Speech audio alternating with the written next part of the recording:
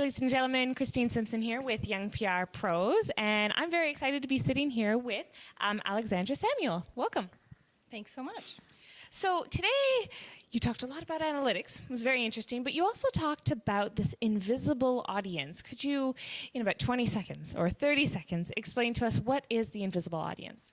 The invisible audience is the 70% of people that you reach on social media. These are people who are on Twitter and on Facebook every week, and in many cases every day or even several times a day, but posting very little or not at all.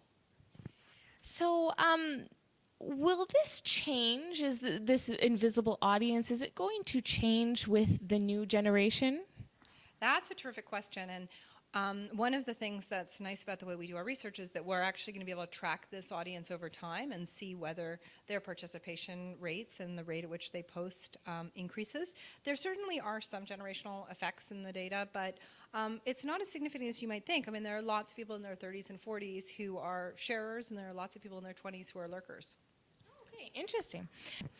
Now, what happens often when young professionals walk into a new organization, especially an organization that doesn't quite know how to use social media yet, often the young professional is handed the Twitter account and they're told, go, do it, tweet for me kind of thing, because you're young and you know how to tweet. How does the whole invisible audience, how can it help and how can it impede a young professional who's in a position who's trying to communicate with very little data? Yeah, that's a great question. And you know, it's one of the things that really drives me crazy about the social media field is that so many young people are handed social media and said, you know, and told to go. And on the one hand, it's really awesome because it's this area where there is truly a generational gap in competency.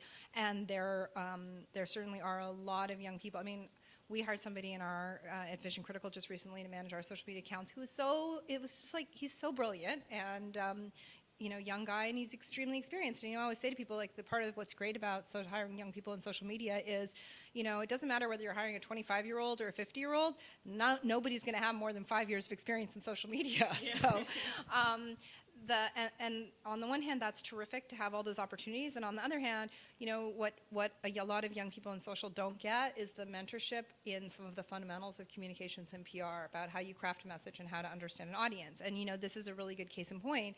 It really comes back to the basics of good PR practice, which is about knowing your audience. And you know, I think sometimes when people give social to the youngest person in the office, it's partly because they think, oh, well, you know, social media is just about young people anyhow, so we might as well give it to a young person because that's who's going to, you know, understand them.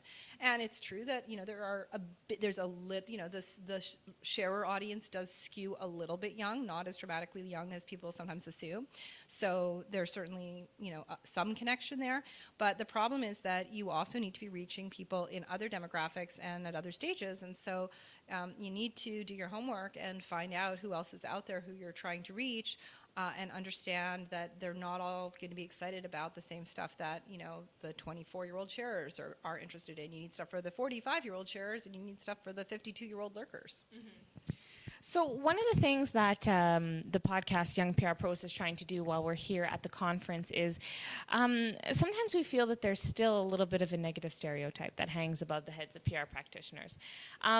Would you have any suggestions or tips for young professionals entering the workforce on how they can avoid the negative stereotype or how they can contribute to a better industry tomorrow?